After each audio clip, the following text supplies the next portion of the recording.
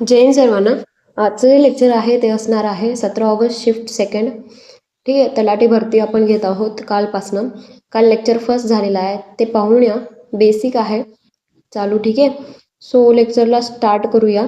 पहिला प्रश्न पहा. The sum total of inherited characteristics that are passed on from generation to generation is known as heredity.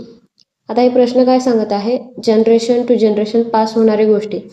सायन्सचा प्रश्न आहे हा. पहा, तुमच्या आईचे डोळे हे काय आहेत? ठीक आहे, ब्लॅक आहेत आणि तुमचे पण डोळे कसे काय तयार झाले, तर ते काय जनरेशन टू जनरेशन पास झाले, त्यालाच काय म्हणतात? हेरिडिटी असे म्हणतात. तर तेच विचारत आहे, तुमच्या आईला जे काळे डोळे आले ते कुणाकडून आले? एकतर पप्पा नाहीतर मम्मी. तुम्हाला आले एकतर पप्पा नाहीतर मम्मीकडून, आईकडून. ठीक आहे, सो असं हेरिडिटीचा अर्थ आहे. ठीक. फेनोटाईप म्हणजे काय? फेनोटाईप म्हणजे तुमचे डोळे काय आहे ते मला दिसत आहे. ठीक आहे, एक वोकॅब टाईप आहे फेनोटाईपचा अर्थ. तसं मला दिसत आहे तुम्ही काळे आहात, गोरे आहात, उंच आहात. ठीक आहे, या टाईपचा. जीन्समध्ये आता काय? जीन्स म्हणजे आता डोळे काळे असणे, काळे असणे हे कोण ठरवतो? जीन्स ठरवतात. ठीक आहे. म्युटेशन काय? म्युटेशन काय करतं? डोळे काळे आहेत प्रत्येक जनरेशनपासून पास झालेलं आहे, पण ऐन तुमच्या वेळेस काय झालं? तुमचे डोळे ब्राऊन झाले. काय झाले? ब्राऊन झाले. तर ते म्युटेशन, थोडंसं एकदमच बदल होतो. ठीक आहे, मग याला म्युटेशन म्हणतात. आता एक गोष्ट अजून लक्षात ठेवा, जेनोटाईप. जेनोटाईप डोळ्यांचं सांगत आहे म्हणून इथे देत आहे. जर बी असेल ना तर डोळे पूर्ण काळे असतात. जर बी आणि स्मॉल बी असेल तर तेही काळे असतात डोळे. ठीक. जर स्मॉल बी अँड स्मॉल बी असेल तर डोळे थोडे फिकट काळे असतात. ठीक आहे, सो हे क्वेश्चन येऊ शकतो, त्यामुळे तेवढं लक्षात ठेवा. नेक्स्ट क्वेश्चनवरती जाऊया आपण. 2011च्या जनगणनेनुसार केरळमधील पुरुषांमधील साक्षरता दर किती आहे? तर मी काल सांगितलं होतं, केरळचा साक्षरता दर किंवा लिटरसी रेट हे खूप जास्त आहे भारतामध्ये. 2011च्या जनगणनेनुसार, NFHSच्या नुसार मिझोरमचं आहे. ठीक. तर एक लॉजिक लागलं असतं की 96.11% हे पुरुषांमधील आहे, म्हणजे जास्त करून लिटरसी रेट तिथेच आहे ना. 86 तर येणार नाही, 77 पण नाही, एवढा कमी तर येणार नाही. ठीक आहे, 76 तर येणार नाही. 76 तर सर्वात कमी आहे. आय थिंक सो हा बिहारचा आहे. ठीक. सो सगळ्यात कमी लिटरसी रेट बिहार आहे आणि ते 76.11 आहे. ठीक आहे, तर इथे आता मेलचा विचारलेला आहे आपल्याला, तर फिमेलचाही विचारू शकतात ते. किती आहे फिमेलचा? 92.07%. ठीक. चला, अजून काय केरळबद्दल सांगायचं असेल तर काही नाही. चला नेक्स्ट क्वेश्चनवर जाऊया. खालीलपैकी कोणती विधाने सत्य आहेत? आता सत्य विधानांबद्दल विचारलेलं आहे. इथे थोडंसं आपल्याला काय करायचं आहे? सत्य असत्य, असत्य आलं का नाही असं गोल करून ठेवत जा एक्झाममध्ये. पहिले पेपर तपासते वेळी, म्हणजे पेपर तर नाही आता कम्प्युटर बेस्ड आहे, तर त्यावेळेस लक्ष द्या. सत्य आणि असत्यमध्ये यामध्ये भयानक प्रॉब्लेम होतात, मलाही झालेले आहेत. सो इथे लक्ष द्या. ठीक आहे, पहिलं स्टेटमेंट काय म्हणत आहे? 1858च्या भारत सरकार अधिनियमाद्वारे भारताचे गव्हर्नर जनरल हे व्हॉइसरॉय बनले. तर हा बरोबर आहे. आणि लॉर्ड कॅनिंग हे भारताचे पहिले व्हॉइसरॉय. हां, हे पहिले व्हॉइसरॉय आणि शेवटचे गव्हर्नर जनरल होते लॉर्ड कॅनिंग. 1858मध्ये जो 57मध्ये जो उठाव झाला होता, काय म्हणतात त्याला, 1857चा उठाव. ठीक आहे, त्यानंतर व्हॉइसरॉय हे पद सुरू करण्यात आले. व्हॉइसरॉय टाईपचे नाम देण्यात आले. ठीक आहे, गव्हर्नर जनरलला. आता हे तुम्ही जर बिगिनर असाल, कोणी न्यू असेल, तर त्यांना कळणार नाही की यार हे काय आहे व्हॉइसरॉय, गव्हर्नर जनरल. तर त्यासाठी मी काय करणार आहे, एक लेक्चर बनवणार आहे. लेक्चर कोणतं कोणतं बनवायचं आहे मला माहिती आहे. एकतर RTIचं लेक्चर राहिलेलं आहे, RTI 2005चा, जे मी माहितीचा अधिकारबद्दल काल बोलले होते. एक वेगळं लेक्चर करणार आहे. त्या क्वेश्चनला मी फक्त उत्तर देऊन पुढे गेले होते. ठीक आहे. दुसरं म्हणजे हे ब्रिटिश आले, केव्हा आले, काय केलं त्यांनी, परत काय सुधारणा दिल्या त्याने, कोणत्या ब्रिटिशाच्या काळात कोणते युद्ध झाले होते. ठीक आहे, हे सगळं देणार आहोत, म्हणजे त्यातनंच प्रश्न येईल असं मी सेट करेल ते, ठीक आहे. तर एक वेगळं लेक्चर ठेवूया त्यासाठी. तर जमलं तर मी संडेला तो अपलोड करेल, ठीक, म्हणजे परवाच. पण हां, उद्या तर नाही होणार कारण उद्या माझी एक्झाम आहे. सो उद्या नाही जमणार. कदाचित मी हा पण लेक्चर उद्या नाही देणार आपला सिरीजचा. हे दोन्ही ऑप्शन बरोबर आहेत आणि ए व बी दोन्ही करेक्ट आहेत. सोबत आपण सेन्सस 2011चा जे सेन्सस झालेला होता त्यावर पण एक मस्त वन शॉट लेक्चर घेऊया. हे पहा, आला RTIचा प्रश्न. राज्य जनमाहिती अधिकारी हा विहित तरतुदीनुसार नागरिकांना माहिती देण्यात अपयशी ठरल्यास त्याला राज्य माहिती आयोगाद्वारे किती दंड आकारला जाऊ शकतो? तर दंड हा दररोज 250 रुपये आकारला जाऊ शकतो. जास्तीत जास्त किती आकारला जाऊ शकतो? 25,000. ठीक आहे. सो हे एक लक्षात ठेवा आणि RTIचा घेऊच या आपण. Next question. 1906 मध्ये खालीलपैकी कोणत्या समाजसुधारकाने डिप्रेस्ड क्लासेस मिशनची स्थापना केली आहे? शिंदे, विठ्ठलरामजी शिंदे यांनी डिप्रेस्ड क्लासेस मिशन. आता लक्षात कसं ठेवायचं आहे? शिंदे दे किंवा SHINDE शिंदे. तर DE येतं ना शेवटी, तर depressed DEPRESSED depressed classes mission हे येतं, ठीक आहे. असं लक्षात ठेवायचं आहे. RD कर्वे यांच्याबद्दल आपण कालच काय म्हणतात त्याला घेतलो आहे प्रश्न. SNDT युनिव्हर्सिटी हे त्यांनी स्थापन केली होती. केव्हा? कमेंटमध्ये सांगा तुम्ही मला. आचार्य विनोबा भावे यांच्याबद्दल सांगायचं झालं तर त्यांना राष्ट्रीय संत असं पण म्हणतात. दुसरं म्हणजे त्यांनी भूदान चळवळ आणली होती. भूदान चळवळ केव्हा आणली होती? 1951, if I am not wrong. 50 की 51च, ठीक आहे. भूदान चळवळ आणली होती. भूदान चळवळ म्हणजे काय?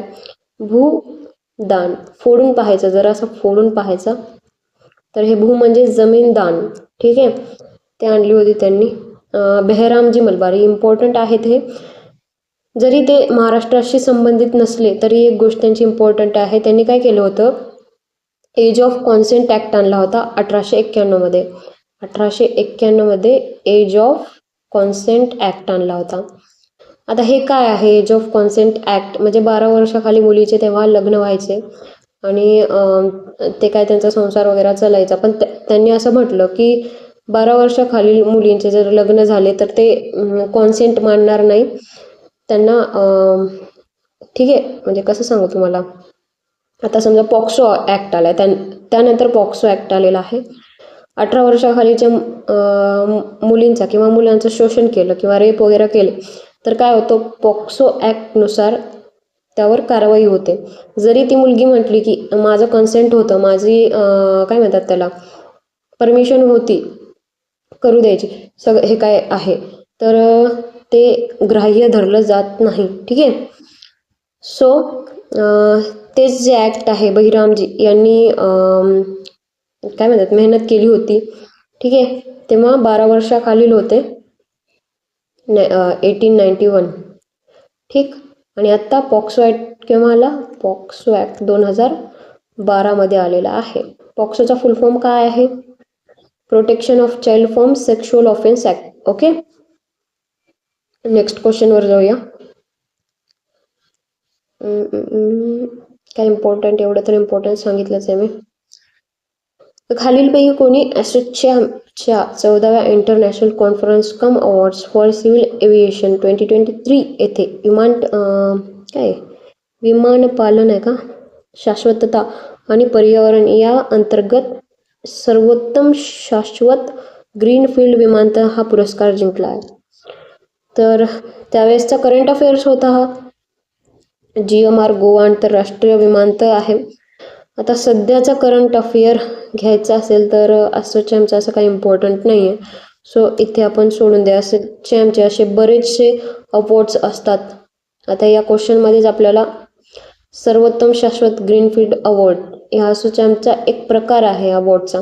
तर अशा टाईपचे क्वेश्चन सॉल्व करायचे नाही आहे, एवढं डीप जायचं नाही आहे. आपण असे प्रश्न वगळू शकतो एक्झाममध्ये, ठीक आहे. नेक्स्ट क्वेश्चनवरती जाऊ. रयतवारी ही प्रसिद्ध जमीन महसूल प्रणाली मद्रास इलाख्यात डॅशमध्ये सुरू करण्यात आली. तर रयत म्हणजे शेतकरी, रयतवारी पद्धती 1820 मध्ये काय म्हणतात मद्रास इलाख्यात मद्रास प्लस मुंबई, बॉम्बे बरं का, मुंबईमध्ये पण सुरू करण्यात आली होती. तेव्हा कोण होते ब्रिटिश अधिकारी? Thomas Munro. ठीक आहे, हे लिहून घ्या तुम्ही साईडला. एक काय करायचे आहे तुम्हाला, 3 ब्रॅकेट करायचे आहेत, असे कॉलम तयार करायचे आहेत. इथे लिहायचं आहे रयतवारी पद्धत, इथे महालवारी पद्धत आणि इथे कायमधारा पद्धत. ठीक आहे, मग व्यवस्थित तुम्हाला मी सांगत आहे तसं लिहायचं आहे. तर रयतवारी पद्धत 1820मध्ये आली, थॉमस मुनरोनी आणली. कुठे आणली? मद्रास आणि मुंबईमध्ये. रयतवारी म्हणजे काय? म्हणजे शेतकरी काय करायचा की डायरेक्ट शेतकरी हा डायरेक्ट सरकारला टॅक्स द्यायचा. मध्ये असं ब्रोकर कोणीच नसायचं, जसं की जमीनदार वगैरे कोणीच नसायचं. ठीक आहे, हे झाली रयतवारीची. महालवारी काय करणार? महालवारी ती केव्हा आलेली? ती आलेली 1833मध्ये. कोण होता त्यावेळेस? हॉल्ट मॅकेंजी. ठीक, इथे MC लिहित आहे मी. ठीक, आणि कुठे होती ही पद्धत? UP, MP, Haryana, Punjab. ठीक आहे, जवळपास राज्यामध्ये होती, पंजाब, हरियाणा. ठीक आहे, तेव्हा काय महाल म्हणजे काय? हा प्रश्न पण आलेला आहे. महाल म्हणजेच गाव. तर पूर्ण गाव काय करायचा? एकत्रितपणे गोळा करायचे पैसे, कर, आणि कर नेऊन सरकारला द्यायचे. ठीक आहे, आता हे झाली महालवारी पद्धत. कायमधारा पद्धत ही पण इम्पॉर्टंट आहे आणि सर्वात जुनी आहे, कायमधारा. ठीक, तर कोणाच्या काळात होती? बेंटिंकच्या काळात. केव्हा होती?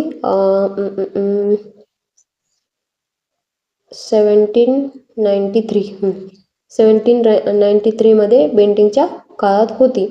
कुठे कुठे लागू होती? बेंगॉल, ठीक आहे, असं लक्षात ठेवू शकतो. बेंगॉल, येथे बिहार पहा, बिहार आणि ओडिसा. ठीक आहे, तर यात काय व्हायचं की जमीनदार जे असायचे ते कर जमा करायचे आणि सरकारकडे द्यायचे. मग त्यामुळे शेतकऱ्यांचं भरपूर असं लॉस व्हायचा. ठीक आहे, तर हे लक्षात ठेवा की रयतवारी पद्धत कुठे सुरू झाली? मद्रास इलाख्यात आणि मुंबई इलाख्यात 1820मध्ये. ठीक, नेक्स्ट क्वेश्चनवर जाऊया. 13वी महिला वरिष्ठ राष्ट्रीय हॉकी अजिंक्यपद स्पर्धा 2023 खालीलपैकी कोणत्या राज्याने आयोजित केलेली आहे? करंटचा आहे हा प्रश्न. काल पण हॉकीबद्दल एक प्रश्न आलेला. हॉकीचा कोणता वॉर्ड होता तो? बलबीर सिंग. सविता पुनिया आणि कोण? हरमनप्रीत सिंग यांना 2025मध्ये मिळालेला आहे. ठीक आहे, 2025चा मेन्स हॉकी एशिया कप कोणी जिंकलेला आहे ते सांगा बरं, माहीत असेल तुम्हाला तर. नेक्स्ट क्वेश्चनवरती जाऊया.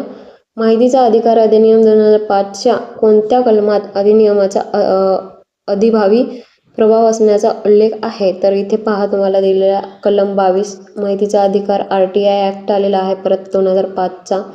ठीक आहे, यातले भरपूर प्रश्न आपल्याला दिसतात. म्हणजे TCS हे सोडणार नाही. TCS ना जर एक्झाम घेईल ना RTI बद्दल विचारेल, मला असं वाटतं. त्यांचा फेवरेट प्रश्न आहे हा. ठीक आहे, एकदम फेवरेट प्रश्न आहे. केव्हा आपण RTIचे 2-3 तरी प्रत्येक शिफ्टमध्ये दिसायला लागतात आपल्याला. ठीक, नेक्स्ट क्वेश्चनवरती जाऊ. जातीव्यवस्था गांधीवादी संकल्पनेवर, एक सेकंड. हा, जातीव्यवस्था गांधीवादी संकल्पनेवर खालीलपैकी कोणी टीका केली आहे? तर बाबासाहेब आंबेडकरांनी टीका केलेली आहे.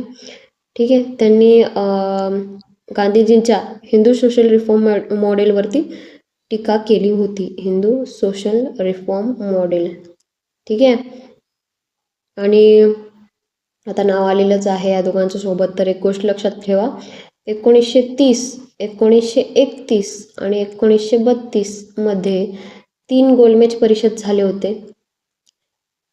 ठीक आहे, लक्षात ठेवायचे. जे काही सांगत आहे ना ते रट्टा मारायचे, पाठ करायचे, काय म्हणतात ते लिहून काढायचे, काही करायचे. फक्त मी जे सांगत आहे ते लिहायचे. काय आहे नेमकं एवढं डीप जायचं नाही आहे, कारण ते आपल्याला MPSC द्यायची नाही आहे, रिटर्नवाली, डिस्क्रिप्टिव्हवाली. ठीक आहे, सो 3 त्यांनी गोलमेज परिषदा आणल्या. 1930, 31 आणि 32 त्यामध्ये 1930मध्ये गांधीजी प्रेझेंट नव्हते. त्यामुळे जरा भारतीय असंतोष होते. कुठे झाल्या होत्या परिषदा? लंडनमध्ये. ठीक आहे. असंतोष होते तेव्हा तिन्ही परिषदेमध्ये कोण प्रेझेंट होते? आंबेडकरजी प्रेझेंट होते. ठीक आहे. दुसरी गोष्ट म्हणजे 1930मध्ये गांधीजी नव्हते, ते तुरुंगात होते त्यावेळेस. त्यामुळे काय केलं? 1931मध्ये गांधी आयर्विन करार झाला. गांधी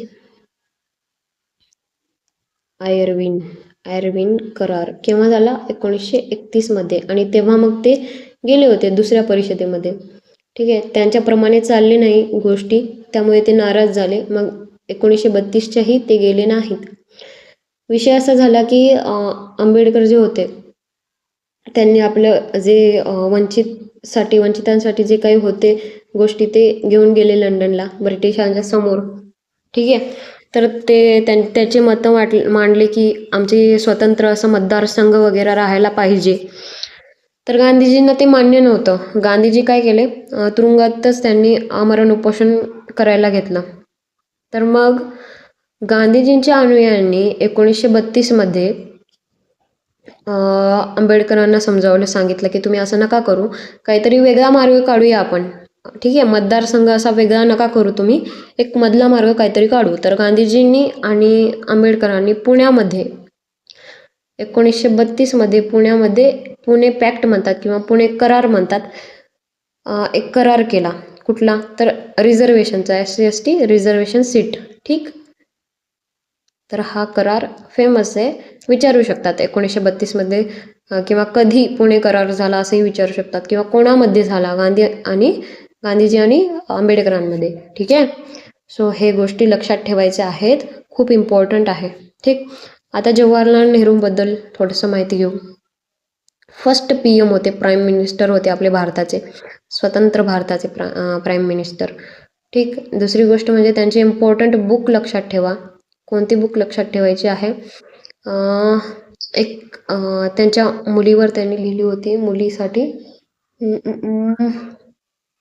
लेटर काहीतरी होते, लेटर फॉर माय डॉटर असं काहीतरी होतं, मला एकदम आठवत नाही आहे, पण असंच होतं, लेटर टू माय डॉटर और फॉर माय डॉटर काहीतरी होतं. ठीक आहे. आणि दुसरी इम्पॉर्टंट बुक कोणती? तर डिस्कवरी ऑफ इंडिया. हे प्रश्न येत आहेत अजूनही. TCS का पॅटर्न आहे भाई, क्या पॅटर्न आहे बुक्स पूछने का, बुक्स विचारायचा. ठीक आहे. एवढे 2 गोष्टी लक्षात ठेवायच्या आहे. आता MD जिना बद्दल सांगूया. राष्ट्रवादी होते, फुल राष्ट्रवादी. नंतर फिरले, नंतर स्वतंत्र राज्य पाहिजे होतं यांना, पाकिस्तान. सो त्यांनी राष्ट्रवादाचा त्याग केला. ठीक आहे. मग त्यांना फादर ऑफ पाकिस्तान म्हटलं जातं, फादर ऑफ पाकिस्तान. ठीक आहे. सुभाषचंद्र बोस यांनी काय म्हणतात, फॉरवर्ड ब्लॉक स्थापन केले होते, फॉरवर्ड ब्लॉक. आता हे फॉरवर्ड ब्लॉक कशासाठी होता? तर केव्हा स्थापन केले होते? 1939मध्ये. ठीक आहे. 1939मध्ये. कशासाठी होता? की काय झालं होतं, त्यांच्यात आणि गांधीजींमध्ये मतभेद झाले होते. कुठे गेले गांधीजी? एक सेकंड थांबा. हां, त्यांच्यामध्ये आणि गांधीजींमध्ये मतभेद झाले होते. म्हणजे गांधीजी कसे होते की शांततेच्या प्रकारे आपण युद्ध लढूया, कुठलेही दंगा फसाद न करता. आणि सुभाषचंद्र बोसचं असं म्हणणं होतं की नाही, अशा प्रकारे लातो की बुत बातों से नहीं मानते असं त्यांचं म्हणणं होतं, हे ब्रिटिश लोक. त्यामुळे त्यांनी फॉरवर्ड ब्लॉक 1939मध्ये स्थापन केला होता. ठीक आहे. आणि अजून एक गोष्ट सांगायची होती, आत्ताच लक्षात आली होती, विसरले मी. असो, काय इम्पॉर्टंट असेल तर सांगेन. ठीक आहे. Next question. हां, करंटचा दिसतो हा प्रश्न. 6 नोव्हेंबर ते 20 नोव्हेंबर 2022 या कालावधीत UN हवामान परिषद COP27 कुठे आयोजित करण्यात आली होती, ज्यामध्ये भारत देखील सहभागी होता? तर इथे आहे, इजिप्त दिसत आहे मला, हे शर्म अल शेख जरा दिसत नाहीये. ठीक आहे. एक सेकंड.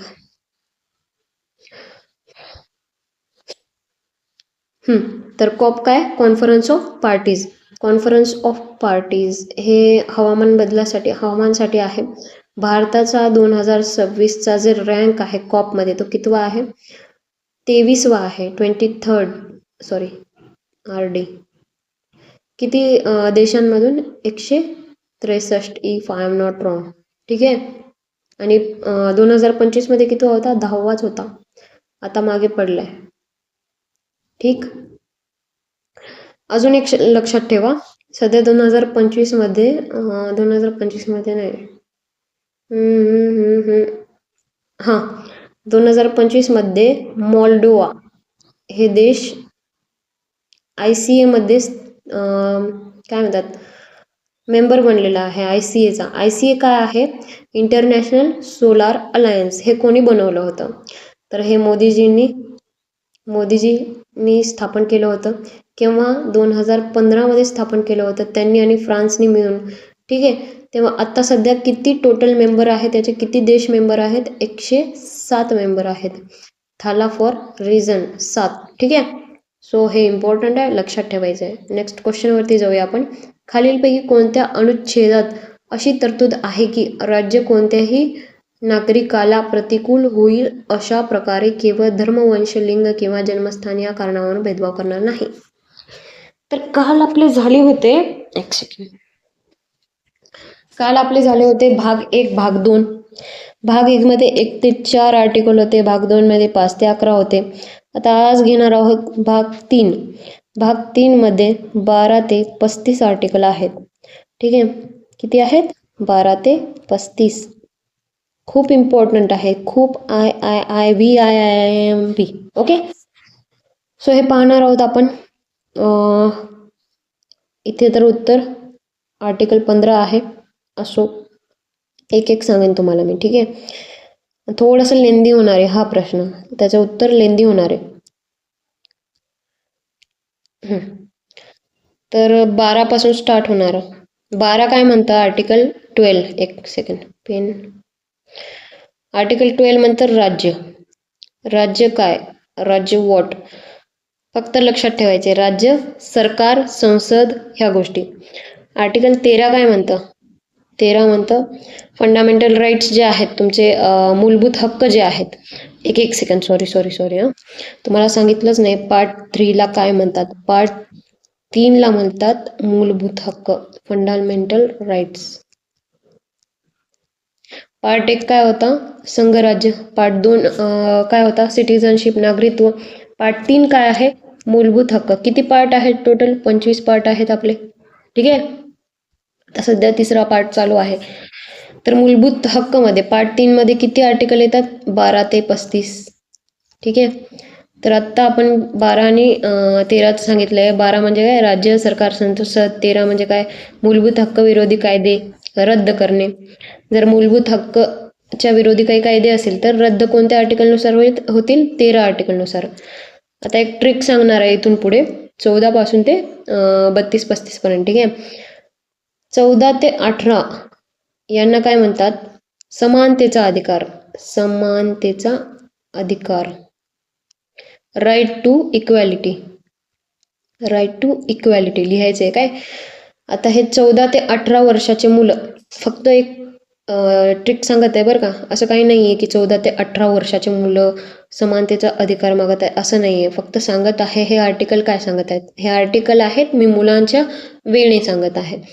14 ते 18 वर्षाचे मुलं राईट टू इक्वॅलिटी मागतात. Equality with whom? आपल्या मोठ्या भावाशी. ठीक आहे. 14 ते 18 वर्षाचे मुलं. 19 ते 22 राईट टू फ्रीडम. 19 ते 22चे मुलं काय थोडेसे आता मोठे होतात, कॉलेज विलेजला जायला लागतात. ठीक आहे. त्यांना फ्रीडम हवं असतं, तर राईट टू फ्रीडमशी संबंधित आहे. ठीक आहे. म्हणजेच समानतेचा अधिकार, स्वातंत्र्याचा अधिकार. राईट टू फ्रीडम, स्वातंत्र्याचा अधिकार. समानतेचा अधिकार तर तिकडे झाला ना वर.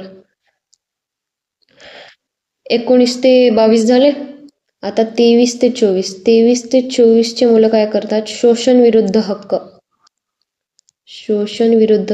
आता कॉलेजला जायला लागल्यानंतर कॉलेजमध्ये शोषण होतं 23-24 वर्षाच्या मुलाचं, तर शोषण विरुद्ध हक्क हे होते. हे आर्टिकल काय म्हणतात? शोषण विरुद्ध हक्क किंवा राईट अगेन्स्ट एक्सप्लॉयटेशन असं पण म्हणू शकतो आपण त्याला.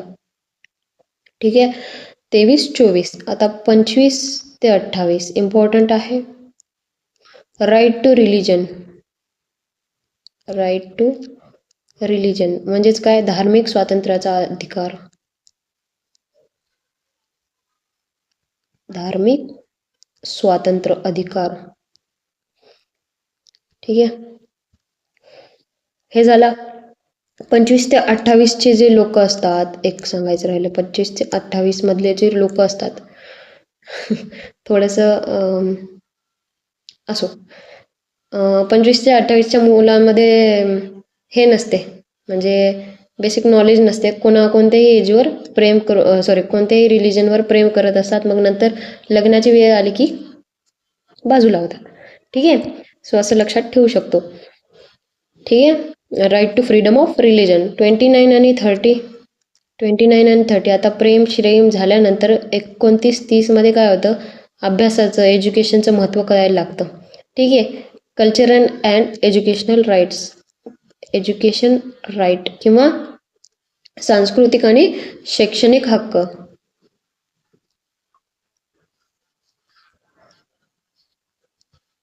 सांस्कृतिक शैक्षणिक हक्क. ठीक. 29-30 झाले. आता इथे पहा 31 जे आहे ना, आत्ता सध्या घेत नाहीत. 31 होता, आता नाही आहे. डायरेक्ट 29-30 नंतर 32 आणि 35 आहे. आता ह्याचं काय झालं? काय होता? मालमत्तेचा अधिकार होता 31. मालमत्तेचा अधिकार. पण लोक काय करत होते?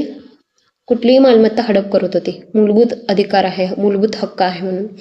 मग त्याला रिमूव्ह केलं, मालमत्तेच्या हक्काला, आणि ते कुठे पाठवलं? त्याला आर्टिकल 300A मध्ये. कुठे पाठवलं? 300A मध्ये.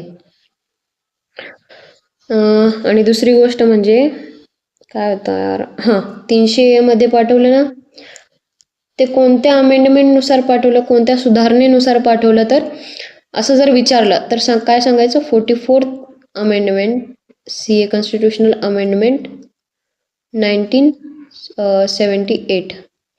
हे 8 कसं काय? 4+4 8. 42nd आला तर 1976, 1976. 4+2 6. ठीक आहे. असं लक्षात ठेवू शकतो आपण. बेसिक आहे. आता 32 आणि 35 मध्ये काय?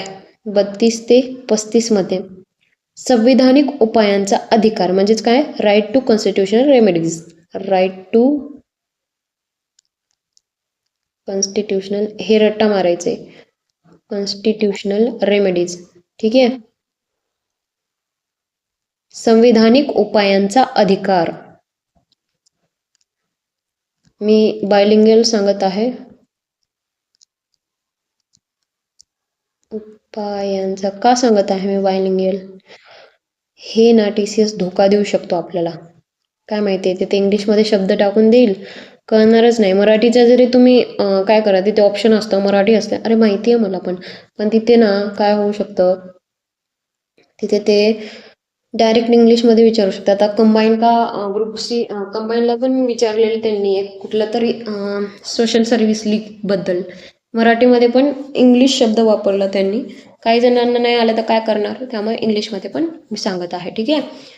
लिहू नका, थोडंसं पण लक्षात ठेवा. काय आता पहा, थोडंसं अजून डीप जाऊया. आर्टिकल जे 19 आहे ना, त्याचे भाग आहेत A, B, C, D, E आणि G. काय आहे? F नाहीये. A, B, C, D, E, F नाहीये, G आहे डायरेक्ट. तर याला कसं लक्षात ठेवायचंय? सामरो. SAAMRO, सामरो म्हणून. ठीक आहे. यस म्हणजे राईट टू स्पीच, म्हणजे बोलण्याचा अधिकार. ठीक आहे. स्पीच देण्याचा. आर्म्ड म्हणजे एकत्रित होण्याचा अधिकार आहे. A, असोसिएशन, सभा स्थापन करण्याचा अधिकार आहे. M, मूव्ह म्हणजे कुठेही, भारतात कुठेही मी राहू शकतो, फिरू शकतो. राहू शकतो नाही, फिरू शकतो. R म्हणजे रिसाइड, भारतात कुठेही मी राहायला जाईल. मला आता मी महाराष्ट्रात राहतोय, आता मला दिल्लीमध्ये जायचे आणि राहायचे, राहू शकतो. O, ऑक्युपेशन, भारतात कुठेही मी जाऊन माझं स्वतःचं बिझनेस सुरू करू शकतो. ठीक आहे. तर हे काय 19चे प्रकार आहेत ABCDEG. ठीक आहे. हे इम्पॉर्टंट आहे, लक्षात ठेवा. आता इथे तुम्हाला विचारलेलं आहे धर्म, लिंग, जन्मस्थान भेदभाव करणार नाही. 15चं विचारलेलं आहे तुम्हाला. तर त्यासाठी एक एक बेसिक आपल्याला आर्टिकल पाठ करायला लागतील. म्हणजे आता 14चं पहा काय आहे. 12-13चं तर सांगितलेलंच आहे मी. 12 म्हणजे राज्य, सरकार, संसद. 13 म्हणजे मूलभूत हक्क, विरोधी कायदे. ठीक आहे. आता 14 पहा काय. कायद्यापुढे समानता. ठीक आहे. कायद्यापुढे समानता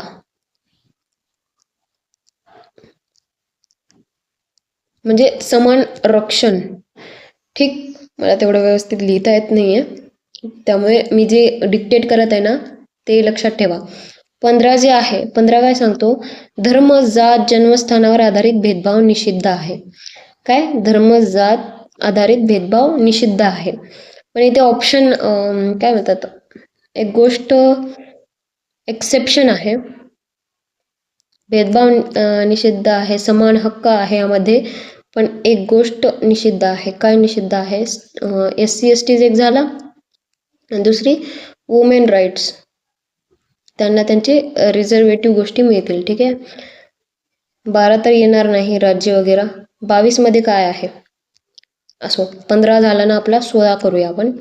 16 सार्वजनिक नोकऱ्यांमध्ये संधी, एम्प्लॉयमेंट.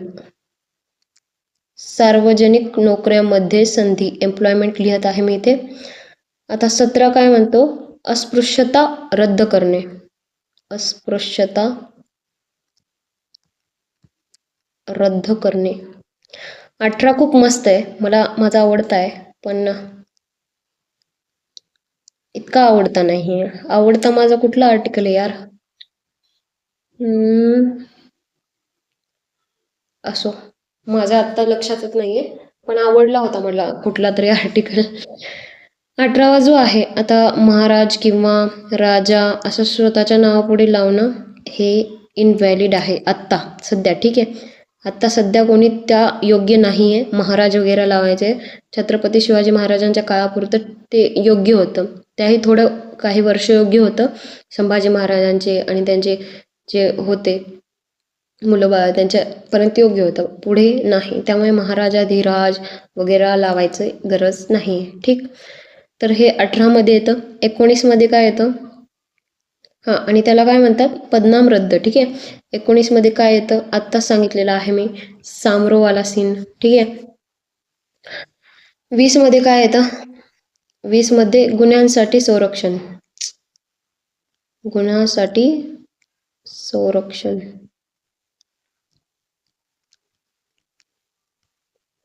आता या गुन्ह्यांसाठी संरक्षण मध्ये काही गोष्टी आहेत.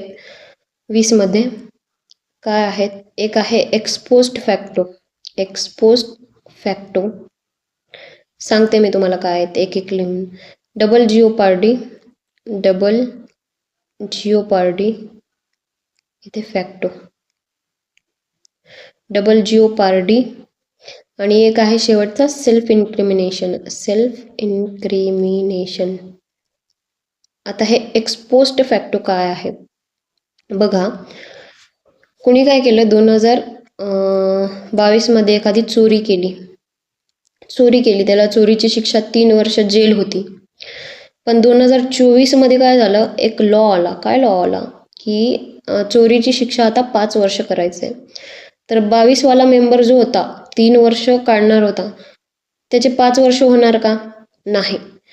इथून पुढे होतील.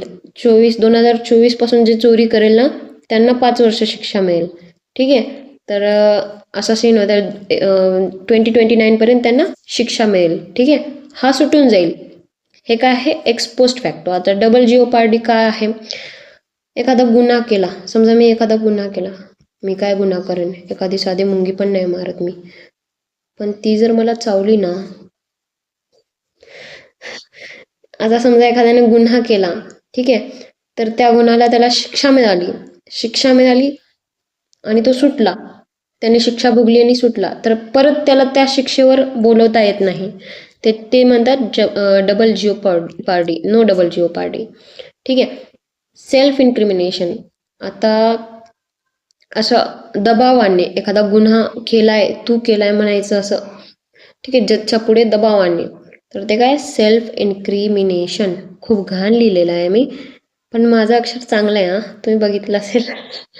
इथे व्यवस्थित येत नाही मला. पेन पेन जरा वेगळीच आहे, स्टाईलस म्हणतात त्याला, आणि थोडं व्यवस्थित नाही आहे. तर आपले किती झाले, 20 झाले ना. आता 21 पहा. आणि 20 आणि 21 जे आहेत हे खूप खास आहेत कॉन्स्टिट्यूशनमध्ये. खास का आहेत, कारण कुठलाही लॉ सस्पेंड होऊ शकतो भारतात कोणत्याही काळामध्ये, पण कुठलाही आर्टिकल सस्पेंड होऊ शकतो, पण हा आर्टिकल कधीच सस्पेंड होणार नाही. हे खूप खास आहेत, ठीक आहे. 21 मध्ये काय येतं, 21 मध्ये जीवन आणि पर्सनल स्वातंत्र्य. जीवन आणि पर्सनल, आता पर्सनल स्वातंत्र्य काय, जीवन तर ठीक आहे, जगण्याचा अधिकार आहे. पर्सनल स्वातंत्र्य काय, एक कुठली तरी केस होती, तिचं नाव आठवत नाहीये, कोण होतं यार, व्ही पासून नाव होतं, आणि ती केस होती, आणि त्या केसमध्ये त्या माणसाचा इंटरनेटचा अधिकार होता. तर ते अधिकार 21 आर्टिकल, त्या माणसाचा शांत झोपायचा अधिकार घेतला होता काढून. तर ते 21 आर्टिकलनुसार तो अधिकार आहे त्याला, आणि त्याला शांतपणे झोपू द्यायचं आहे, हे त्या आर्टिकलमध्ये येतं. म्हणजे जगातील कुठलाही प्रॉब्लेम येऊ द्या, पण आपले 20-21 आपले मूलभूत अधिकार, जे इम्पॉर्टंट आपले बेसिक अधिकार गेले नाही पाहिजे, ठीक आहे. तर 20-21 हा सांगतो, काय सांगतो, जीवन आणि पर्सनल स्वातंत्र्य.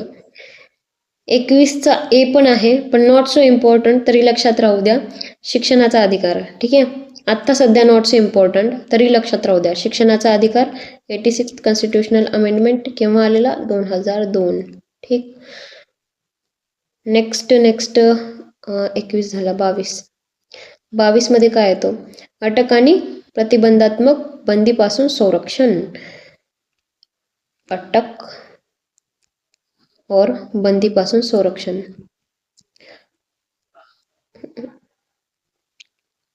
ठीक आहे. 23 मध्ये काय येतं, 23 मध्ये पहा, काय त्याला शब्द होता एक, ह्युमन, काय होतं त्याला, म्हणजे कुठलंही बळजबरी काम, ठीक आहे, बळजबरीचं काम, त्याला एक शब्द होता चांगला, बळजबरी काम, हे 23 मध्ये येतो, ठीक.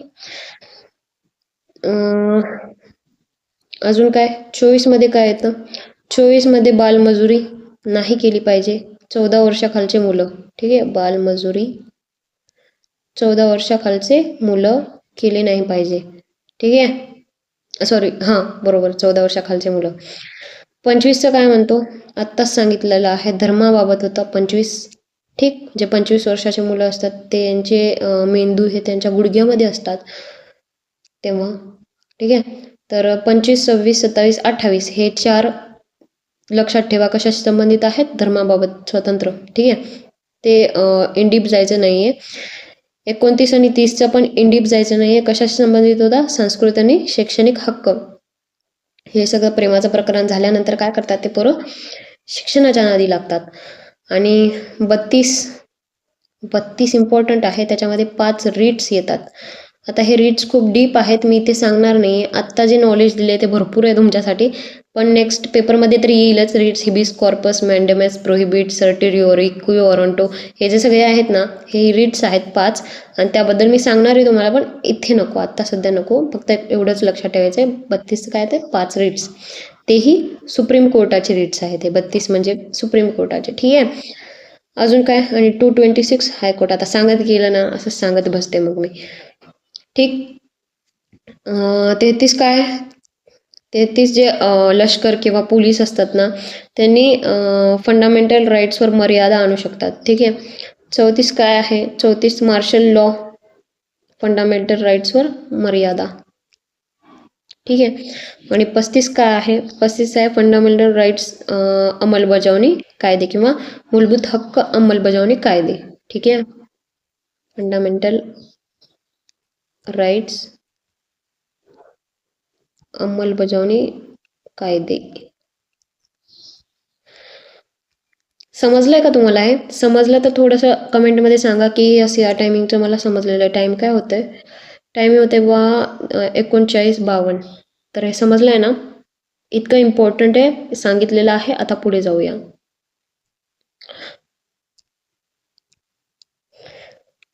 काय आहे नेक्स्ट क्वेश्चन? खालीलपैकी कोणता नागरिकांच्या मूलभूत हक्कांशी संबंधित पहिला लेखी दस्तावेज होता? अरे हां, हे एक सांगायचं राहिलं यार मी.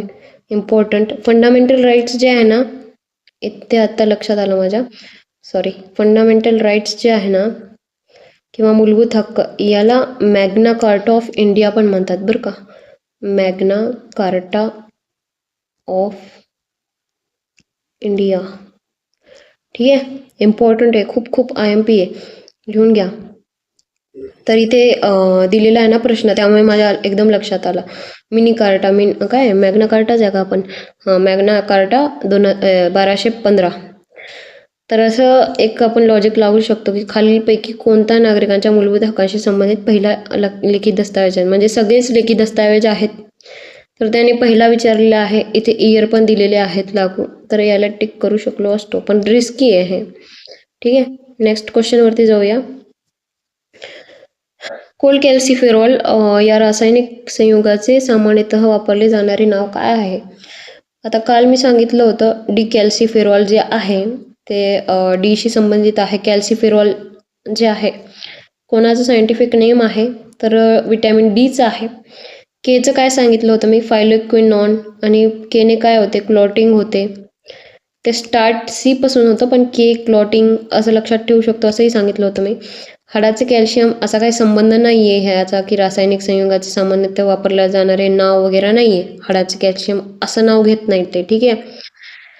रेटिनॉल कशाचं आहे? तर रेटिनॉल जे आहे ते विटॅमिन एचं आहे. हे सांगितलं होतं ना मी काल. रेटिनॉल विटॅमिन एचं आहे. आता एक एक थोडंसं लक्षात ठेवा. विटॅमिन एचं आहे रेटिनॉल. B1चं आहे. B1 जर कमी पडलं तर काय होईल? बेरी होईल. बेरी आजार होईल. आता B1, B2, B3 एकदाच सांगेल. TRN लक्षात ठेवायचं आहे. TRN. T thiamine, R riboflavin आणि N नियान्सिन. ठीक आहे. आता B5 मध्ये जायचं आहे डायरेक्ट. B5 मध्ये काय? पॅन्टोथेनॉइक ॲसिड. ठीक आहे. पॅन्टो 5 असा शब्द पण येतो का नाही? मी ट्रिक दिलेली आहे, तुम्ही जाऊन पाहू शकता. कुठे आहे? शॉर्ट्समध्ये. पण तेवढी व्यवस्थित नाही आहे ती. ठीक आहे. हां, तर पॅन्टोथेनॉइक ॲसिड झाला. B6 जे आहे पायरोडॉक्साइन. पायरो लक्षात ठेवू शकता तुम्ही. ठीक आहे. B7 जे आहे बेसिकली मुली यूज करतात. बायोटीन असतो हे. बायोटीन म्हणजे केसांसाठी असतं. हाताचे नखं जे असतात, म्हणजे बोटांचे नखं, हाताचे नखं कसं काय यार, बोटांचे नखं जे असतात त्याशी संबंधित असतं बायोटीन. ठीक आहे. ते बायोटीन क्युअर करतं आपल्याला. B7चे ते सांगत असतात बघा ब्युटी प्रोडक्ट्समध्ये की यात बायोटीन आहे, हे कामी पडेल तुमच्या वगैरे. ठीक आहे. तर विटॅमिन B7 झाला. B9 काय सांगेन? B9 सांगतो folic acid. Not so important, पण लक्षात ठेवा फॉलिक ॲसिड. ठीक आहे. B12 सायनोकोबालामाइन म्हणतात त्याला. सायनोकोबालामाइन. ठीक आहे. B12 झाला. आता डायरेक्ट सीवर येतो. सीचं काय येतं? इम्पॉर्टंट आहे ॲस्कॉर्बिक ॲसिड. थोडं ॲस्कॉर्बिक ॲक्सेंट बघा. ॲस्कॉर्बिक, स्कॉर्बिक आणि स्कर्वी होतो याने. ठीक आहे. जर हा कमी पडला तर स्कर्वी. आता स्कर्वी काय आहे? असं आपले जे गम्स असतात, म्हणजे काय म्हणतात त्याला, दाताच्या वरचं काय असतं ते, त्याच्यातनं रक्त येतं पहा, ब्लिडिंग गम्स. ठीक आहे. डी काय म्हणतं? डी भाई बोलता है कॅल्सिफेरॉल. यही तो आन्सर है हमारा, कॅल्सिफेरॉल. आणि डी जे आहे सनशाईन विटॅमिन आहे. काय आहे? Sunshine vitamin. D2 ला काय म्हणतात? कॅल्सिफेरॉल. काय म्हणतात? कॅल्सिफेरॉल. कशासाठी कामी येतं? कॅल्सिफेरॉल. नॉट सो इम्पॉर्टंट, पण लक्षात ठेवा. काय माहिती ते हार्ड विचारतील तर काय कराल तुम्ही? ठीक आहे. हे कॅल्शियम ॲब्झॉर्ब करतं. कॅल्शियम ॲब्झॉर्ब करतं. डीचं सध्या खूप चालू आहे की 4 लोकांमध्ये एक विटॅमिन डी कमी असतो. मलाही मागे विटॅमिन डीच्या फार गोळ्या खायला लागल्या आहेत. सकाळच्या कोवळ्या उन्हात मला बसायला लागलं आहे. विटॅमिन D3 जे आहे, D2 सांगितलं ना मी, एर्गोकॅल्सिफेरॉल. आता D3 वर जाऊ. D3 जे आहे ते कशासाठी आहे? कोल्ड कॅल्सिफेरॉल जे आहे हे कोल्ड कॅल्सिफेरॉल कशासाठी आहे? Most effective at the raising D levels. Okay, in what? D levels किंवा विटॅमिन डीचे लेवल वाढवण्यासाठी मदत करतं. कशामध्ये? ब्लडमध्ये. ठीक आहे, खूप जास्त झालं का यार आज? असू द्या, इम्पॉर्टंट आहे. आणि डी जर कमी पडला तर काय होऊ शकतो? रिकेट्स होऊ शकतो. अजून काय होऊ शकतो? ऑस्टिओमॅलेशिया. ऑस्टिओ लक्षात ठेवा. ऑस्टिओ हा एक रूट वर्ड आहे. कुठेही ऑस्टिओ दिसलं ना, ते हाडाशी संबंधित आहे. ठीक आहे, हाडाच्या डॉक्टरला काय म्हणतात जरा सांगा ना? ऑस्टिओपासूनच असेल असं वाटतं मला त्याचं नाव. ठीक आहे, नेक्स्ट क्वेश्चनवरती जाऊया. आणि हां, फॅट सोल्युबल विटॅमिन मी काल सांगितले होते. कोणते आहेत सांगा बरं? ॲडेक आहेत. ॲडेक आठवतं का? ॲडेक, ADEK. Vitamin ADEK fat soluble आहेत. विटॅमिन एचं सांगितलं होतं, यकृतशी संबंधित होता. 2022मध्ये पोषण स्थिती सुधारण्याच्या हेतूने मुख्यमंत्री मातृशक्ती योजना या माध्यमातून आरोग्य सुरक्षिततेची खात्री करण्यासाठी गरोदर व स्तनदा मातांना त्यांच्या नवजात बालकासह सुरुवातीच्या 1000 दिवसासाठी पोषक आहार देणे हे कोणत्या राज्य सरकारचे उद्दिष्ट आहे? तर त्यावेळेस हा करंट प्रश्न होता. गुजरात राज्याचे होते. आता पहा इथे काय आहे. 2022चा होता. 2025मध्ये कोणते स्कीम्स आले आहेत थोडंसं पाहूया दुसऱ्या राज्यांशी संबंधित.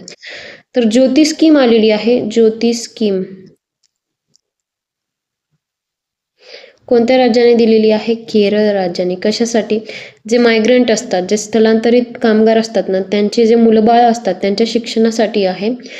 बरं, केरळचे CM कोण आहेत? विजयन काहीतरी नाव आहे त्यांचं, केरळचे CM. ठीक आहे, सो त्यांनी ही स्कीम आणलेली आहे 2025मध्ये. कोणती? ज्योती स्कीम. JS लक्षात ठेवा, विजयन यांनी आणलेली आहे. ठीक आहे, दुसरी गोष्ट म्हणजे कोणी अजून एक स्कीम आणली होती मायग्रेंटशी संबंधित. WBG, वेस्ट बेंगॉलचे CM मॅडम ममता बॅनर्जी. ठीक आहे, त्यांनी एक आणली होती 2025मध्ये. कोणती? श्रमश्री.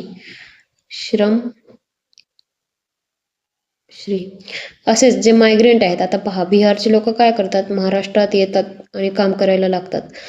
वापस कधी ना कधी जातात ना, वापस म्हणजे कायमसाठी जातात. तेव्हा काय करते, असे वापस आले का नाही, आपण त्यांना 5K म्हणजे 5,000 रुपये त्यांना देऊ, असं कोणी? ममता बॅनर्जीने म्हटलं आहे. डेंजर बाई आहे जाम. चला नेक्स्ट क्वेश्चनवरती जाऊया. तर स्थलांतरित कामगारांना परत गेल्यावर किती रुपये मिळणार? वार्षिक, इयरली बरं, 5,000. नाही तर तुम्ही म्हणाल वा महिन्याला 5,000, चला मी पण माझं राज्यच बदलतो. क्वेश्चन 16. शासनाने मंजूर केलेल्या पायाभूत सुविधा प्रकल्पांचा विकास करण्याच्या उद्देशाने अल्पसंख्याक व्यवहार मंत्रालयामार्फत राबविण्यात येत असलेल्या प्रधानमंत्री जनधन विकास कार्यक्रम PMJPK या केंद्र पुरस्कृत योजनेचा सुधारित कालावधी काय आहे? तर कालावधी आहे आर्थिक वर्ष 21-22 ते 25-26. ठीक आहे, तो करंटच आहे. आणि आता PM जनधन योजनेबद्दल थोडंसं जाणून घेऊ. PM जनधन योजना, PMJDY, तर केव्हा लागू झाली होती? 2014मध्ये. कसं काय सांगत आहे? आता किती वर्ष झाले? 14मध्ये म्हणलं तर 24मध्ये 10, 25 आणि 26, तर 12 वर्ष कंप्लीट होतात. होऊ शकतं, काय म्हणते, येऊ शकतं प्रश्न. PM धनधान्य कृषी योजना बद्दल प्रश्न आला होता कंबाईनमध्ये. PM धनधान्य कृषी योजना. माझं हे चुकलं बरं प्रश्न. म्हणजे 100च्या जागी त्यांनी 200 दिलं होतं. 200 अविकसित देश म्हणत आहे, सॉरी, जिल्ह्यांमध्ये दिलं होतं त्यांनी, पण तिथे 100 अविकसित जिल्ह्यामध्ये कार्यक्रम होणार होता. ठीक आहे, सो केव्हा लागू झाली? प्रधानमंत्री धनधान्य योजना, तर धनधान्य योजना झाली होती 16 जुलै 2025. ठीक आहे. नेक्स्ट क्वेश्चनवरती जाऊया. जो इम्पॉर्टंट आहे मी सांगत आहे आणि करंटही घेत आहे, त्यामुळे तिथे लिहून ठेवा. काही नाही बघा, 1-2 तास तुम्हाला हे सगळं पाठ करायला होतील. ठीक आहे. आणि पण लाईव्ह पण येईल यार, सगळा तुमचा काय म्हणतात आपला GS पक्का होऊन जाईल. ठीक. हिमालयातील कोणती पर्वतरांग बारमाही बर्फाच्छादित आणि प्रमुख शिखरांसाठी ओळखली जाते? बर्फाच्छादित म्हणजे खूप बर्फ असणारी कोणती पर्वतरांग प्रमुख शिखरांसाठी? तर खूप बर्फ असणारी. आता लघु तर येणार नाही. लघु म्हणजे काय? कमी, छोटे. ठीक आहे.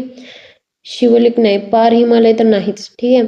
तर आहे उत्तर इथे काय? बृहत हिमालय. बृहतला काय म्हणतात? हिमाद्री पण म्हणतात. काय म्हणतात? हिमाद्री. इथेच काय आहे? कंचनजंगा. कंचनजंगा हिल्स आहे. कंचनजंगा ही हिल्स किती हायटेड आहे? 8586. कसं काय सांगत आहे? कारण जगात तिसरी हाय हिल आहे ही. ठीक आहे. हिलला काय म्हणतात आपलं हे शब्द कसं काय येत नाही मला.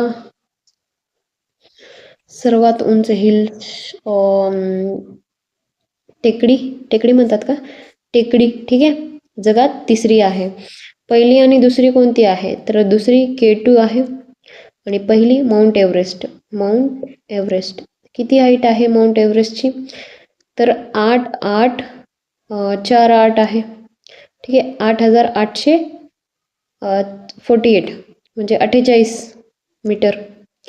K2ची किती आहे? K2ची 8,611 मीटर. ठीक आहे.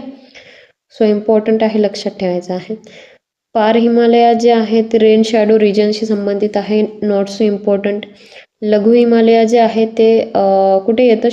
शिमला किंवा कुल्लू मनाली. ठीक आहे. आणि शिवालिक पण नाही आहे. ठीक आहे. चला, इतका झाला, इम्पॉर्टंट होता. नेक्स्ट क्वेश्चनवरती जाऊया. खालीलपैकी कोणते राष्ट्रीय आणीबाणी अनुच्छेद 359 दरम्यान मूलभूत अधिकारांच्या अंमलबजावणी कोणत्याही न्यायालयात जाण्याचा अधिकार निलंबित करू शकते? राष्ट्रपती. आता हे आर्टिकल देत आहेत. राष्ट्रपती काय करतात? National emergency. आता 359 आर्टिकल जे आहे नॅशनल इमर्जन्सी संबंधित आहे. नॅशनल इमर्जन्सी केव्हा लागू झाली होती सांगा? नॅशनल इमर्जन्सी म्हणजे कुठली इमर्जन्सी असो. एक्सेप्शन काय आहे? एक्सेप्शन आहे 2021. ठीक आहे. 359 झालेलंच आहे, तर 358 बद्दल सांगूया थोडंसं. ही केव्हा लागू होते? ही युद्ध किंवा कुठलं बाह्य आक्रमण आले की नाही मग लागू होते ही इमर्जन्सी.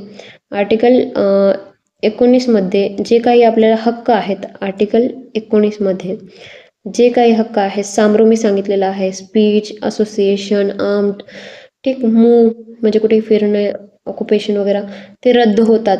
आपण जरी रद्द होत आहेत म्हणून आपण काय केलं?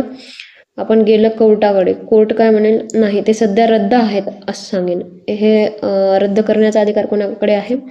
राष्ट्रपतीकडेच आहे. ठीक आहे. सो हे इम्पॉर्टंट आहे. आणि पहिले कुठे राष्ट्रपती राजवट लागू झाली होती हे थोडंसं कमेंटमध्ये मला सांगा. ठीक. Next question. 2011च्या जनगणनेनुसार भारतातील अनुसूचित जमातींची ST एकूण संख्या किती आहे? तर एकूण संख्या आहे 705. ST सगळ्यात कमी कुठे आहेत? तर पंजाबमध्ये आहेत. जर राज्य विचारलं तर पंजाब. जर युनियन टेरिटरी म्हणजे केंद्र प्रशासित का शासित प्रदेशचे विचारलं तर कोणता येणार? चंदीगड. चंदीगड. किती आहेत केंद्र शासित प्रदेश? 8 आहेत. राज्य किती आहेत सांगा जरा. भारतात राज्य किती आहेत? ठीक आहे. सो इतकं झालेलं आहे. अरे यार, गेली माझी मुंडी, पाय पण गेली. तर नेक्स्ट क्वेश्चन वरती जाऊया. Which phylum encompasses hydra in animal kingdom? तर इथे कोलेंट्रेटा देत आहे. हायड्रा. ठीक आहे. म्हणजे जे पाण्यात असतात, पाणी. ठीक आहे. कोलेंट्रेटाला काय म्हणतात? निडारिया. निडारिया. सी सायलेंट आहे. मला सी सायलेंट आहे असं काही म्हणजे इंग्लिशमध्ये शब्द सायलेंट आहे असं म्हटलं ना कोणी, ते एक सिरियल आठवते, दिल दोस्ती दुनियादारीमध्ये ना एक जोक आहे. अशू जोक सांगतो. काय जोक सांगतो? सी सायलेंट आहे. कसं काय सायलेंट आहे? कोणी मेले का? काहीतरी जोक भारी मारतो तो. एक कुठला तरी एपिसोड आहे, मस्त आहे तो एपिसोड. तुम्हाला बोर होत असेल तर कधी कधी पाहत चला, मूड फ्रेश होऊन जाईल. दिल दोस्ती दुनियादारी. ठीक आहे. एक टाईपचा तो काय आहे माझ्या टायमिंगचा, त्याला काय म्हणतात, नॉस्टॅल्जिया. ठीक आहे. तर कोयलेन ट्रेटा निडारिया पण म्हणतात. पाण्यात असतात, डंक असतात त्यांना, जलचर आहेत ते. ठीक आहे. हायड्रा वगैरे. परत रेडियल सिमेट्रिकल असतात ते. ठीक आहे.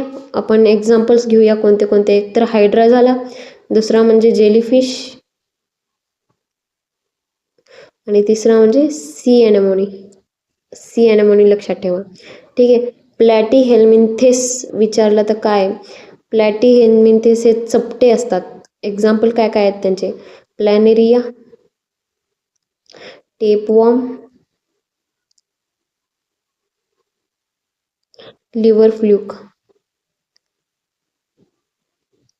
ठीक आहे. आता पहा, प्लॅटी हेल्मिंथेसचे गुण काय आहेत?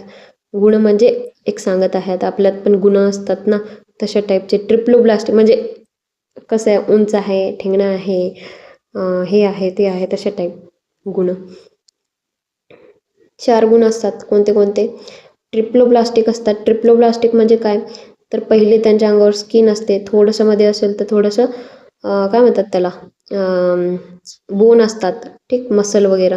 आणि मग नंतर त्यांचे अवयव येतात, त्यालाच काय म्हणतात? ट्रिप्लोब्लास्टिक. दुसरा म्हणजे ॲक्वलोमेट असतात ते, म्हणजे अवयव असं बॉडीला लगेच मध्ये चिटकून नसतात. ठीक आहे. त्याच्यामध्ये बॉडीमध्ये असे गॅप नसतो. ठीक. पॅरासाइट्स असतात ते. पॅरासाइट्स म्हणजे परजीवी असतात. आता जसं की जंत पहा, ॲस्कॅरिज ज्याला आपण म्हणतो, तर ते काय करतात, आपल्या पोटात राहतात, आपल्यालाच खातात, म्हणजे आपलंच अन्न खातात, आपण खाल्लेलं अन्न खातात आणि आपल्यालाच त्रास देतात. त्याला काय म्हणतात?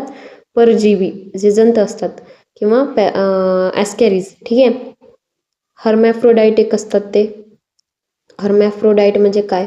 कालच्या लेक्चरमध्ये सांगितलेलं आहे, ते जाऊन तुम्ही पहा. ठीक आहे. नेमॅटोड. नेमॅटोड जे गोलकृमी असतात,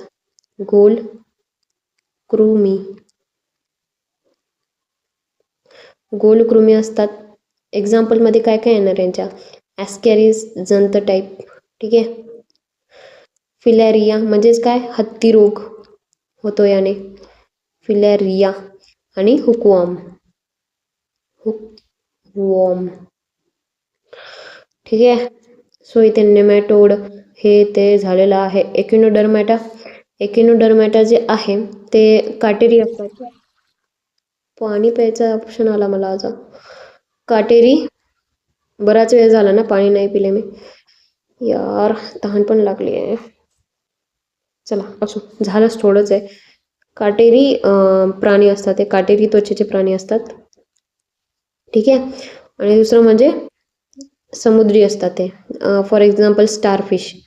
ठीक. नेक्स्ट वरती जाऊया.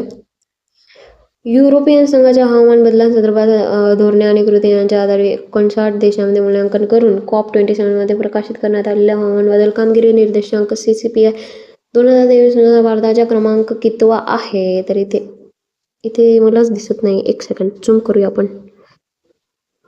0 काहीतरी असेल, 8-10, 8 असेल, 8 एकच नंबर दिसतोय. 1 2 3 4 5 6 7 8 9 मधून एक कुठला तरी आहे, मला दिसत नाहीये. ठीक आहे. थोडंसं ब्लर आहे. आता तुम्हाला कसा क्वालिटी येईल काय माहिती. खालीलपैकी कोणते सॉफ्टवेअर नसून हार्डवेअर आहे? तर ते आहे अलू. अलू म्हणजेच अरिथमॅटिक लॉजिकल युनिट. हा सॉफ्टवेअर नाही आहे, हार्डवेअर आहे, आपल्याला दिसतो आपल्या डोळ्याने. ठीक आहे. आपण हातात पकडू शकतो त्याला, तो CPU तो असतो CPU मध्ये. ठीक आहे. हा ऑपरेटिंग सिस्टीम नाही, प्रिंटर ड्रायव्हर नाही, हे सॉफ्टवेअर आहे. ठीक आहे. Apps type. ठीक, ॲप आहे ते. पहा, कम्प्युटरचा एक प्रश्न आलेला आहे. श्री नारायण गुरु धर्म परिपालन SNDP चळवळ श्री नारायण गुरु स्वामी यांनी डॅशमध्ये सुरुवात केली होती. कुठे केली होती? केरळमध्ये सुरू केली होती त्यांनी. ठीक आहे. नॉट सो इम्पॉर्टंट PYQ येऊ शकतो PYQ म्हणून, ते लक्षात ठेवा की केरळमध्ये कोणती श्रीनारायण गुरुस्वामी यांनी काय सुरू केलं वगैरे. ठीक. नेक्स्ट क्वेश्चन, खालीलपैकी कोणी 1888 मध्ये सुधारक नावाचे साप्ताहिक सुरू केले होते? कालच सांगितलं आहे मी, आगरकर. आगरक, र क हे लक्षात ठेवायचं आहे आणि सुधारकचं र क शेवटी. ठीक आहे, त्यांनी सुरू केलेलं होतं. आता फिरोज शाह मेहताबद्दल सांगायचं झालं तर फिरोज शाह मेहता, KT तेलंग आणि कोण, बद्रुद्दीन त्याबजी. बद्रुद्दीन त्याबजी या तिघांनी मिळून एक संस्था स्थापन केली होती. कोणती संस्था होती? Bombay presidency association. Bombay presidency association केव्हा? 1885 मध्ये. अजून 1885 मध्ये काय स्थापन झाली होती? INC. पण यांनी स्थापन केली नव्हती. कोणी केलं होतं मग? ॲलन ऑक्टेवियन ह्यूम यांनी. पण अध्यक्ष कोण होते? योमेशचंद्र बॅनर्जी होते. दुसरा म्हणजे सेकंड अध्यक्ष कोण होते? दादाभाई नौरोजी होते. आणि तिसरे अध्यक्ष कोण होते? बद्रुद्दीन त्याबजी. ठीक आहे, एक सेकंड, BT बद्रुद्दीन त्याबजी होते. हे पहिले मुस्लिम होते पण तिसरे अध्यक्षपद होते यांना. ठीक आहे, सो हे लक्षात ठेवायचं आहे. दादाभाई नौरोजीबद्दल मी काल भरपूर दिलेलं आहे आणि त्या व्यतिरिक्त काही वेगळं येणार नाही. स्वराज हा शब्द त्यांनी आणलेला आहे. परत फादर ऑफ नॅशनल इन्कम असं म्हणतात त्यांना, ओल्ड मॅन ऑफ इंडिया. परत त्यांनी 1866 मध्ये काय म्हणतात, Indian association, sorry IEA, east India association, EIA sorry, east India association लंडनमध्ये स्थापन केलं होतं. अजून काय केलं होतं त्यांनी? रफ्त गुफ्तार आपल्या पारशी लोकांसाठी स्थापन केलं होतं. ठीक आहे, अशा बरेच अशा गोष्टी आहेत, सांगितलेल्या आहेत मी. ते कालचं लेक्चर पहा. ठीक आहे, 25 नोव्हेंबर ते 23 डिसेंबर 2022 कालावधीत देशातील सर्व राज्यांमध्ये डॅश समुदायाच्या नेतृत्वाखालील नई चेतना पहल बदलाव की नामक राष्ट्रीय मोहीम सुरू करण्यात आली. तर इथे आहे लिंग आधारित भेदभावाविरुद्ध म्हणून. ठीक आहे, सो नॉट सो इम्पॉर्टंट, पण हे लक्षात ठेवा. असे पण मी स्कीम सांगितलेले आहे बरेच तुम्हाला. तर इथे आपले सर्व सर्व सर्व क्वेश्चन कंप्लीट झालेले आहेत. 25चे 25. किती वेळ लागलेला आहे मला? बापरे, 1 तास 1 मिनिट झालेलं आहे. कसं वाटलं तुम्हाला लेक्चर? तुम्ही मला जरा सांगा. एवढी मेहनत करत असते मी, आता माझे मान दुखत आहे. ठीक आहे, आणि पाण्यानं पण मला नोटिफिकेशन दिलेलं आहे की ये पापा पाणी पिऊन जा, तू बरेच बोलतीये. ठीक आहे, तर पाणी प्यायला पाहिजे, तहान पण लागली. सो लेक्चर कसं वाटलं? सेकंड लेक्चर आहे आपलं. उद्या लेक्चर शक्यतो मी ट्राय करेन. ठीक आहे, उद्याच्या लेक्चरसाठी, का तर माझी एक्झाम आहे कॉलेजची. ठीक, नाही जमणार मला घ्यायला. असो, प्रयत्न करेन मी. दुसरं म्हणजे काम पण असतं मला दिवसभर, पण तरी उद्या सुट्टी आहे, त्यामुळे चला असो. लेक्चरला एंड करूया. कसं वाटलं तुम्हाला लेक्चर? तुम्ही मला कमेंटमध्ये सांगा. आणि मी काहीतरी सांगितलं होतं की या टायमिंगमध्ये हे सांगा, तुम्हाला काय लक्षात आहे वगैरे. ठीक आहे, सो ते तुम्ही सांगायचं आहे मला. इग्नोर नाही करायचं आहे. खूप इग्नोर करता तुम्ही, आणि मी म्हणत नाही आहे पण तुम्ही करत पण नाही. लाईक तर करत जा ना, लाईक केलं तर गेले, सबस्क्राईब पण करा. का? मला 50 कंप्लीट केला ना तुम्ही, मग लाईव्ह क्लासेस घ्यायचेत इंग्लिशचे. इंग्लिशचं आपण सुरू करणार आहोत आजपासून. काय पॅसेज, PQRS आणि क्लोज टेस्ट वगैरे. आणि प्रत्येक संडेला काय घेणार आहोत? हे TCSने घेतलेले जे काही वोकॅब्युलरी आहे प्रिव्हियस इयरचे वगैरे, ती वोकॅब्युलरी घेणार आहोत. 4-5 वोकॅब्युलरी संडेला घेत जाऊया आपण. म्हणजे कसं होईल? चांगला अभ्यास होईल. ठीक आहे, सो पाहत चला, लेक्चरमध्ये टिकून राहा. रोज म्हणत आहे, रोजच म्हणणार आहे तुम्हाला मी, टिकून राहा स्वतः आहे तुम्हालाही. ठीक आहे, 57 प्रश्नपत्रिकामधून आपले किती झाले आहेत? आता 2 झाले. आता बाकी किती आहेत? 55 बाकी आहेत. अजून येतील आपल्याला. असे मला तरी 88 प्रश्नपत्रिका मिळालेल्या आहेत सकाळी, माहिती आहे का. तर आज थोडं लेक्चरला उशीर होईल, का माझी पेनच मिळत नव्हती मला सकाळपासून, आणि काम पण होतं मला. ठीक आहे, सो त्यामुळे लेक्चर लेट अपलोड होईल आणि ते नेटवर्क इश्यू पण असतो. ठीक आहे, सो भेटूया उद्याच्या लेक्चरमध्ये. जय हिंद.